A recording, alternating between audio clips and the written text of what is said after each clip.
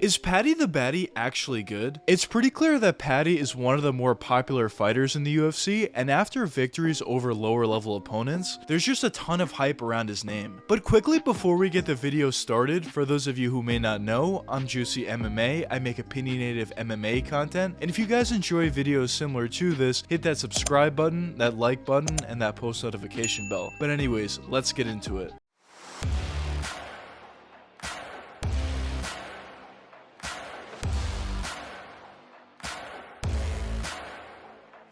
It's pretty clear that Paddy the Baddy has something. He's extremely entertaining, he's extremely funny, he certainly has talent, and all those factors really led him to the popularity that he has today. But the real question is, how good could he be? Could he potentially be a world champ one day? Or is he just going to be one of those entertaining fighters that isn't necessarily one of the elite of the elite? So before we can determine how good Paddy is at this point and how good he could potentially be going forward, let's first quickly look at his fighting style and what he does well out there. So starting with his stand-up, Paddy isn't necessarily the most technical on the feet. His stand-up mostly consists of just blitzing his opponent by throwing punch after punch after punch, whether that means a left or right straight, maybe a hook or uppercut, but he's not necessarily the most technical when he's blitzing his opponent. But when he does blitz his opponents, that's typically where he does get his knockouts, at least at this stage of his young career fighting lower level guys. But one thing that I will say about that style is, of course, it's not necessarily all that sustainable, especially once you move up in talent level. But even at this point, with that style that he does have, he does take huge shots, which one thing I will say is he does have a phenomenal chin, and it certainly does help for that style that he does have. But at the same time, your chin doesn't necessarily get better with experience. It only gets worse. So if you're Paddy or really anybody at the early stages of your career, you don't necessarily want to be taking these huge shots that Paddy has been taking so far, because of course, as I said, your chin is only going to get worse as time progresses.